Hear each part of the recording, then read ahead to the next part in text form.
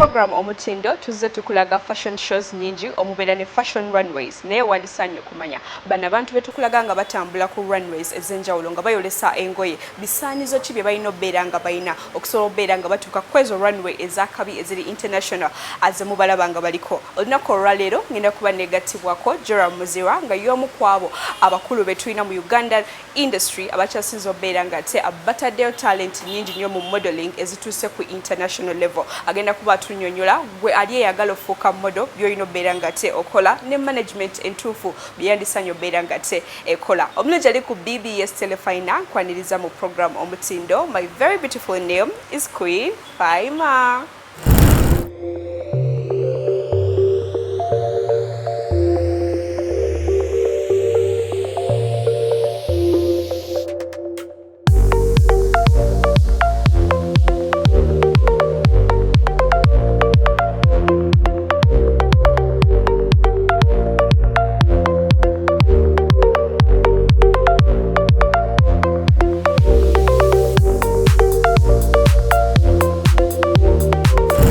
Ali ku BBS Terefayina wano wenyini wendi ngenda kuba negattibwako omukulu Joram ngate ono oba oyogera ku nsi eya modeling mu Uganda tosobola beera ngate omubuusa amaaso gye baliko sebo kale nawe gye baliko nnyabo tusanyuse nnyo okulaba wano ku JMM and tusanyuse nnyo okuba nga tulaba BBS Terefayina ng'ejja wano okutukyazaako. Okay, buuza kuba tulaba. Amannya gange bampita Joram Muzira job era mwenna mbabuuzaako. And I'm so grateful that I am on the show. Okay, yes. So twagala tumanye first of all, wesanga otya ng'oli around these things of modeling. Yeah. Kakati nze when nali nkula I grew up passionately loving this. Nali mulenzi naye nga njagala nnyo ebya fashion. Ku myaka nga ndi 5-6 nga manyi who Naomi Campbell is. Can you imagine? Yeah. So kati nga abalenzi abasinga babeera bazannya mipiira, bazannya rugby, nenze nga nsoloza abaana b'okukyalo bonna abawala nga mbakwata nga tukola like our own shows nga twambala ebyayi, twambala endagala, things like that. So that's how we started. Fe nga tukola shows ezaffe nga tulonda bannalulungi b'okukyalo nga tukwata obwana bonna tugamba mujje tulonde nalungi w'okukyalo, something like that. And I think that's where the passion started from. Okay. So when natandika nenchitekamu nnyo amaanyi, and the good thing even my relatives, my parents that I grew up with then supporting nga balaba omwana ali so talented mu kino ekintu so akyagala. So maze okusoma nfunye degree yange Makerere, a bachelor's degree in urban planning, and then that's when I realized that nze bino ebya planning si bye nalimu nali njagala nnyo ebya fashion, ebya modeling. Then 2012 Sylvia Worry yalina fashion show nga bagiyita Forever Love fashion show. Kati nga anoonya someone asobola okutendeka ba models asobola to produce the show as well. And that's how I got the opportunity. So when I found the opportunity, that's when JMM was born. Abana bonna abakola eyo show ne bagamba tandika okutumanage. Okay, tukyogera toyina somo wagenda kuyigako ofune ku skills omuntu ono kwesiga Sylvia Worry. I absolutely wish, because what I started, I did urban planning. Nasoma urban planning nga abantu abali bansasula fees back then nga baagala nfuna omulimu gwa office. Like to them they wanted me to get a corporate job, sit in an office, an environment like that. Naye nze nga nkyagala nnyo nga buli wendaba shows zonna ku TV eziraga fashion nze njagala okulaba akapiira sikaagalira ddala oba okitegere. So that's when I realized that kino ekintu, I think it was my calling, yali calling yange. So okay, after Sylvia Worry trusting you, bantu ki abaddako process yali etya wajjoddamu tambulirako genda? Kakati njagala nnyo okwebaza Madam Sylvia Worry. Thank you so much. Because omukyalo ono, I don't know, but she was like my biggest foundation in everything that I do. She trusted me at a stage whereby nali sina kyendi. Nga nange neeya bweyi, maze okusoma e Makerere njagala nnyo bino ebya fashion. Naye nga mbyagala naye nga it's not like mboba ndi qualified nsomedde wane nanzikiririzaamu nagamba omanyi Joram eno show nkuwadde. So after that show, the same lady omukyala mwennyini nga buli waabira n'emirimu kubanga by then ebya fashion agenda bivaamu mpolampola nga buli waabira n'emirimu ngagamba Joram waliwo ambassador gundi ono balina fashion show, waliwo design ono, waliwo biki, so yanconnectinga nnyo yeah, you know, she gave me an opportunity to like meet so many different people. Then after Sylvia Warrior, I started working with Miss Uganda as well. That's, you know, with Brenda, Mama Tumita Mama Brenda Nanyonjo. Then after that, Miss Tourism Uganda nena ingiramu. Then kati ebyo nabyo nabi happening waliwo empaka bali baziyita Africa's Next Top Model. Zezasookera ddala oluuki ze yakola. So bwe yakoleza empaka ne ngamba bawala bange lwaki temugenda ne mukola ki ne mu competing nga mugende, you know, just go and try, never know what's going to happen. So amongst our girls twalinamu omuwala nga bamuyita Amito Lagum. Kati Amito Lagum naga ne yeesimbawo ku Africa's Next Top Model n'awangula. Kati bw'awangula the international doors opened. Netuva mu kubeera local kati netufuuka international. Netubanga tukola nnyo tukoze ne aspars, tukoze ne shows zonna ezinga eza fashion ezinga obunene zonna wano tuzikoze, like we've been a part of it. And then currently kati tulina abaana 25 girls bakolera Paris, London, Milan, New York. So naffe ne tukiteekamu amanyi ne tugamba omanyi twakizuula that modeling is not just a hobby, because kati bannayuganda basinga balowooza omwana okubeera model aba akola ki, it's a hobby. Achinyumirwa. Temuli sente. Neffe we twakizuula that internationally it's a very big business y'amaanyi nnyo. Nga bw'ozuuka n'ogamba nina omulimu gwange wano ku TV ngenda nenkola ki, it's the same thing even internationally. Locally kikyakula because abantu bakiyiga buyizi. So that's why twasalawo ne tugamba to you know, we start this agency, Joram Model Management. So we twagitandika ne tugamba twagala tukyuse the perception of modeling in Uganda. Tulaga abazadde that, you know, your kids have talents, but at the end of the day, you know, they basobola okubeera professional, and on top of that betubayigiriza bingi nnyo. So guno omulimu ngwenyumirizaamu nnyo because it's not just about money, it's not just about the influence, but also the impact to creating mu baana bano. Oba okitegeera omwana ne wabanga agenza okwesimbawo mu mpaka katugamba agenza Miss Uganda, agenza Miss Tourism, ne watawangula avaayo ng'afuuse ekintu. Oba okitegeera. And it's the same thing, even the ones that become, you know, models bakyusa families zaabwe, you know, bakola akasente ne basobola okuzzaayo bannaabwe ku ssomero, ne basobola okwezzaayo okusoma. So it's, honestly speaking, I'm very grateful that I do what I do. Twagale ku kya scouting, twakwirako ng'oli mu scouting, omulabi ali ku BBS Terefayina ayinza oba tategeera bulungi mu modeling. Scouting kitegeeza ki? Kati scouting in a layman's language kuba kunoonya talents, tuba tunoonya ba talents nga tunoonya abaana abalina potential okubeera ba models. Kati okubeera model nagwo omulimu nga bwe njogerera, it's a job, it's a professional job. So omulimu gwonna gubeerako ne ababa biyita bisaanizo, qualities. So it has, my Luganda is Luganda. It's okay. So kubeerako, you know, requirements baba beetaaga, qualifications weetaaga, because you can't wake up one day and nembeera gwe oba okitegeera, because even you, maybe, you know, you did journalism, you did so it's the same thing with modeling. Tunoonya omwana tulaba ayina the qualities that we're looking for. Awo wennyini, what are the qualities? Fe tulina endowooza n'embantu eyo wansi balowooza nti okubeera model olina okuba ng'oli mutono nnyo nga tolya mmere ng'amagumba gakwetimbye. Ekirala abasinga these days balaba nti bakozesa nnyo those black girls. You have to be black. If you're not brown, if you're not black ng'oli mweru tojja bisobola. Oba olinamu ku matama nganze Queen Fiber baagala bamba. So twagala tuwulire okuva eri gwe omukugu. What are the qualities of the models? Okay, first things first, I will say you're very beautiful. Thank you. No one should even make you feel insecure of yourself. You're so beautiful, absolutely stunning. Neka tuba tunoonya abaana kubanga ffe to specializing in high fashion models. Because models balimu ebika. Mulimu abali commercial, kati abali commercial ojja kwesanga omuntu ne wabeera 90 years old, ne wabeera jjajja, ne wabeera mama, ne wabeera ani abakola. Because those are commercial models. But clients bagamba twagala omwana omuto, twagala jjajja abeera akola. Naye kati high fashion nakyo kika kyayo. Kati ffe high fashion it's what we specialize in the most. One of JMM. Abaana abolesa emisono gy'engoye. Abaana you know, the ones that do magazines, the ones that work internationally. Paris, London, Milan, New York. Kati abo bo babeera sample sizes. So when ngamba sample size babeera like worldwide, you know, every designer waba akola engoye agamba yeno size gyemfitingamu engoye zange. Kati woba tofitingamu ezo engoye, in most cases designer batagenda kubookinga. Kyova olaba kati olaba nti abaana basinga babeera bawanvu, babeera batono babeera ate babeera unique babeera different. So that designer waba alaga engoye zino ngoba you know any designer in Paris, London, Milan and New York, it comes back to model okubanga tagenda kutwala attention zengoye. So woba olaba omuntu ng'atambula attention yonna yonna egenda kubeera ku lugoye oba okitegeera. That's why abaana abasinga babeera their looks are very different.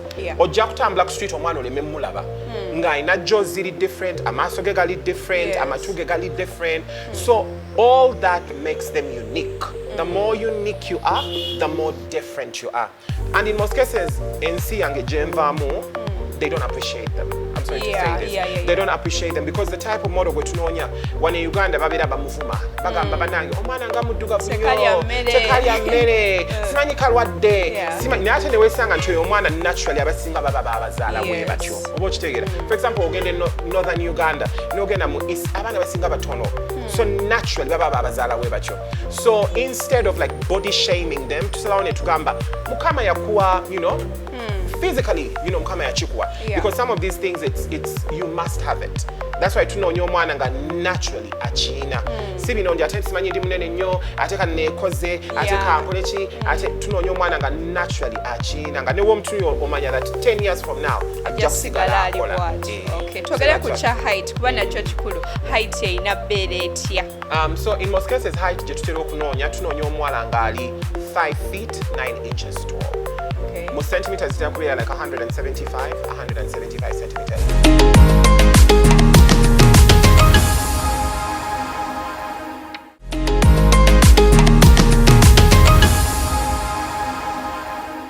Omulungi ali ku BBS Terefayina tukyali mu program omutindo era nga nkyali ne Joram Muzira.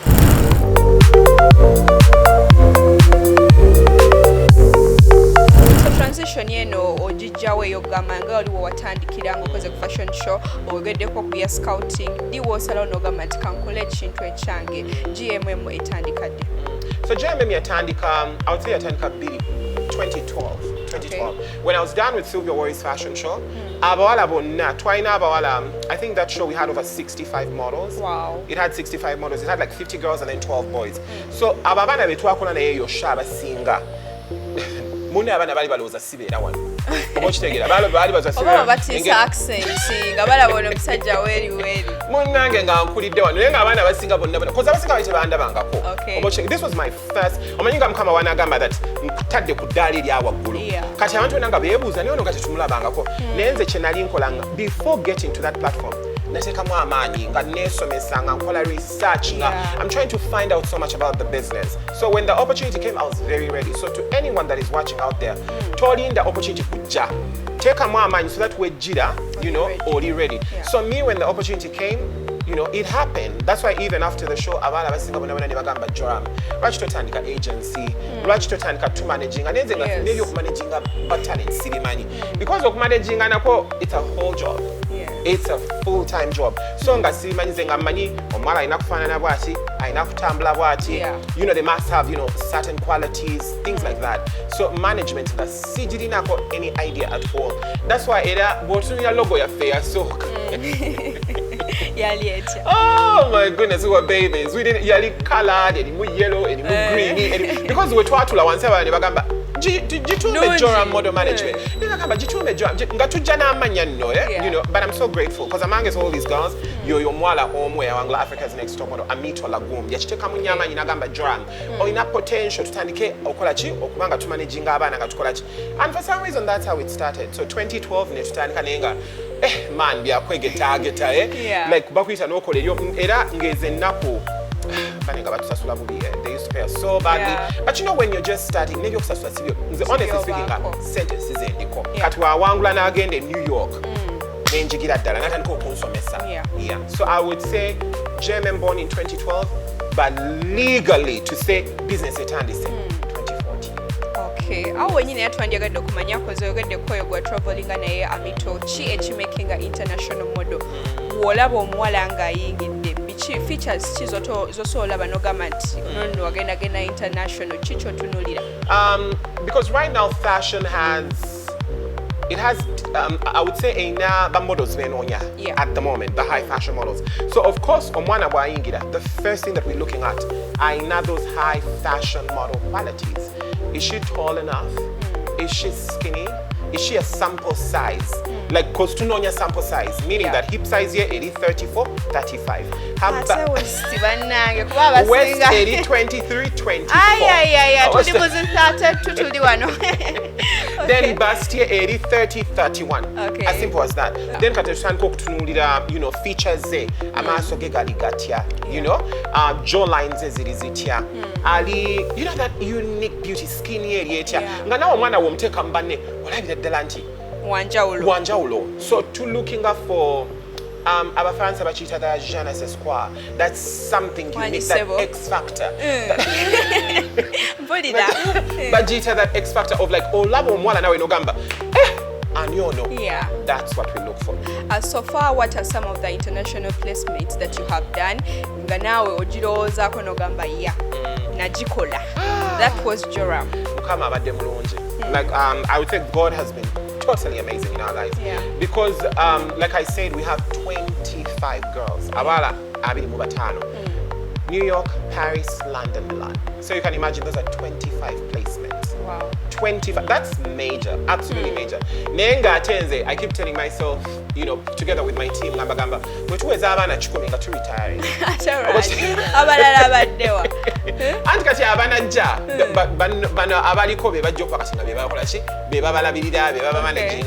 But you know, at the end of the day, the more lives you keep changing, the more you want to do this. Yes. Because bano abana babeera ne stories.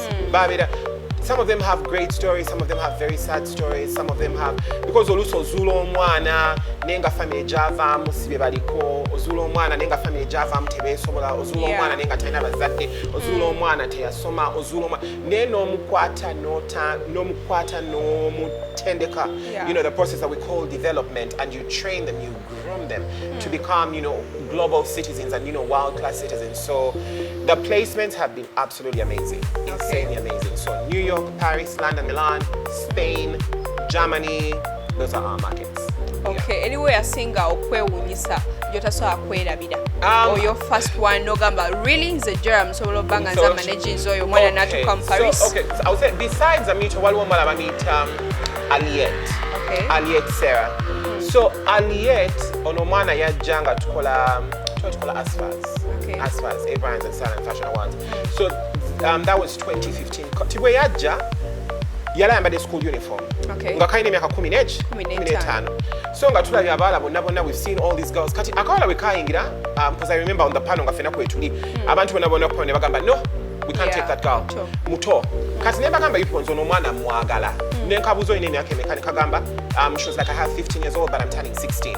And usually we start with 17 and above. So ne mugamba, you know what, I want to represent you. And I want you to walk the show as well. Kati abantu bonna ne bagamba, tata kutambula show. Ne mbakanga ne bagamba, batagenda kutambula show, sigenda kukola show. But of course ne bakkiriza. Kati Aliette ne tutandika okumugroominga. Ono omuwala ye yasookera ddala okugenda ebweru. Of course abalala baali bagenze, Amita agenze, bani abalala n'abagenze. Naye bwe yagenda ebweru, Aliette season ye yasooka yakola shows 35. Wow. Naye ezo shows mulimu Versace, Armani, Prada, that mention all the big shows. Nze nga sikirabangako. Oba okitegeera nga bagamba omwana agenda kukola Versace nga sibiwuliranga nako. Agenda kukola Givenchy nga sibiwuliranga, agenda kukola era nga lwe bagamba bano omwana agenda kukola kino nga nkaaba. Olwo ne bu videos wange obumu nabujjayo ku Instagram. Nga bagamba agenda kukola Versace naye nkuba enduulu, agenda kukola Chanel nkuba enduulu because nga sikirabangako. Omanyi omwana avudde wano nga you know, you just keep telling yourself, let her just go and try. But this girl, the first season, she did so well. Like really, really well. Nanzibula amaso that this is a business. So I would say that has been like one of my greatest placements. Then another one of my greatest placements, I would say Achol. This girl is a money girl. Okay. I'll call it that. Yebambia, I'm coming to Kirabo. yamutwanga kirabo. Okay. Plus all the other girls, because I know the girls are going to be watching this, so we love the girls, we adore the girls, batubezawo, batulabira. You know, we change their lives, but in the long run, by changing our lives. Yes. That is why, you know, we can afford okusasula rent, okusasula taxes, okusasula salaries, okusasula bills, like that. I mean, who knew that it has all a model in Uganda and it's a business? Yeah. Okay, mu byeyogedde ogenze n'oyogera ku asphalt ate nga tumanyi bulungi nti gwe agenda obeera nga ziproducinga twandyagadde tumanye ate bino ebyokuproducinga byawukana bitya. How is the world like producing a fashion show ne asphalt kye tugenda osuubira? Kakati you're producing a shows, it's more or less like ebeera process nga mutegeka ekintu ne muki my Uganda like you getting the event really well prepared in terms of, you know, backstage agenda kubeera etya, ba models bali batya, hair, makeup, the concept as well, banatambula batya, lights zigenda kubeera zitya, visuals zigenda kubeera zitya, ba dancers bagenda kukola batya, ba award presenters bagenda kukola batya, abanagaba awards bagenda kutambula bagenda. So it's a whole process kutuula wansi ne mu visualizing. Omanyi nga obeera n'ekirooto n'ogamba nze bwe mba nfumbirwa njagala nzijenga malaika zindeeta. So even in production it's the same thing. You sit down and you visualize, because every time we do what we call asphalt, we telling stories. And we tell stories of, you know, Africa. We're telling African powerful stories. Stories of, you know, people that have excelled in fashion, in music, in the creative industry, in hair, in makeup, in photography, in television, in acting. So you can imagine abantu bonna bonna bonna nenga you have to tell their stories in just like 3-4 hours. So I would say that's the whole line of like producing. That is why, besides of managing our models, one of GMM, I would say, honestly speaking, I feel like we are the #1 show producers in this country. Katigobo jano tulano lababla bishono gamba wow. Just know wabadde ngo mwaka mulamba. Emabega. That's what we do. Okay, so Gwenga amazemu anyways ya model management for some time. What are some of the issues ezilemeseza ba model kuva mu Uganda okuba abanja bali successful between because in most cases abasingera bava mu East Africa naye ffe tetulina bangi nnyo olowooza nsonga ki ezikyalemeseza okucrossing eyo line bulungi? I would say the first one is proper management. It's talking about proper management. Model yenna wabanga taina manager mulungi, because ndali abaana wano e Kampala bangi nga balina mu agencies ndala naye ng'olaba omwana ali mu agency n'omutwe n'ogamba oh my god, I see this girl in Paris, London, Milan and New York. Naye lwakwata ali mu agency yo n'otuna n'ogamba why kabakole bye bakola ki bye bakola. So it comes back to the management. Honestly speaking, #1 rule is your management. Woba olina management ennungi, because kati wozuula model tagenda kugenderawo Paris, Milan, London immediately. Womuzuula gwenga agent olina okukwata ssente zo neyo experience, your skills n'oziteeka mu mwana. That is the biggest problem we have here, ti abantu bwe bazuula abaana bagalirawo akasente oba okitegeera n'omwana tebataddeemu. Njagala gwobeere model ate nekugamba sasula emitwalo 10, sasula emitwalo 2 okwewandiisa. Honestly, akasente k'ekikazi kukoleredde nnyo already nkakugjeemu ate ne nkakugjamu nemba nga sina byenkusomesezza oba okitegeera sina byenkusomesezza sina wenkutadde. Naye singa ba managers bonna abandaba outside there that you know are into this business of modeling, singa basalawo ne bagamba wofuna omwana, because this is what we do here at GMM. We tufuna abaana, we take our time to develop them. Waliwo process bagiyita development. Ate eno process Joram si agikola yekka, because at GMM tulina a very beautiful team. Munzikirize mbatumireko tulina you know Miss Swabra, actress, top actress, you know yakalaunchinga ali mu serious ngo bunene developing anya abaana wano. Then tulina ne Miss Irene Nyatro, you know she's a runway coach, she's a developer, she's great, she's absolutely great. Then you know plus a bunch of other people. So ne wesanga that omwana jakwera ko ne Miss Swabra abireko ne Miss Irene abireko nange obo kitegeera. Then ne tuba training and we groom them for like 6 months, sometimes for a year, depending on how fast someone lands. Nenga bino byonna ebyokuba developing bye nagambye bye tubasomesa ebingi nnyo, because modeling is not just pictures, it's like Tumblr. Modeling is this. Omwana ayogera atya. You get how does she carry herself? How does she brand herself? How is her personal hygiene? Alabika atya. Bw'ayingira n'ayingira in a room, will people say tumwadde ntebe atuule ayogere oba okitegeera? Like kati nga gwe wenkusunira, you know, you walk in, I'll be like deal, let's Yeah. sign. Oba okitegera. Yeah. Kati ebyo byonna tubibasomesa so that bategeera that you become a brand. Yes. You get it. So I feel like that's the biggest number one problem that we have here in Uganda. People don't want to invest in the models. They don't. Bo baagala just kufunamu. Yeah. Ne beerabira that it takes time. That's why if you tuteekamu n'olinda emyaka 2 emyaka 3 omwaka ogwokuna omwana n'alyoka akukolera ssente oba okitegeera. So that's number one. Then number two, I would also say eno generation empya eyagala nnyo ebyamangu. Yeah. Sayinize leero enkeera nninya ngenda Paris. Ngenda Paris. Ate kati okumanya baagala ebyamangu bibaleetedde n'obuzibu. Yes. That's why kati wabeerayo abantu ba scammers. Oba okitegeera ne balimba abaana ngenda kutwala Paris, ngenda kutwala biki ogenda okwesanga abaana babatutte mu nsi ezitategeerekeka, abaana bakola ebintu ebitategeerekeka, bingi nnyo abaana bye bakola oba okitegeera because the new generation baagala nnyo ebyamangu. Ayagala akwate iPhone 17 mangu, ayagala avuge Range Rover. Oyina emyaka 2 tolina kyokola. Range Rover ogyetaaza ki oba okitegeere. Naye yeyo generation gye tulimu nti buli kye tulaba ku social media, buli kye tulaba ku TV, buli kye tulaba ekyo tulina okukola. So that's another big problem. Obako obusemba eri abatulaba ku BBS Terefayina maybe eri abazadde koza abazadde be basinga olowooza nti bino bintu byakwemuula batya nnyo okuwaayo bawala baabwe baabalaba bagenze mu bintu tebitegeerekeka. Obako obusembayo. I would say the biggest advice n'obubaka bwe njagala okuwa abazadde abasinga mukkiririze mu baana bammwe. Dear parents, let's believe in the talents of our children. Because abaana babeera ne talanta z'amaanyi naye ne wesanga omuzadde n'agamba ono tajja kukola modeling.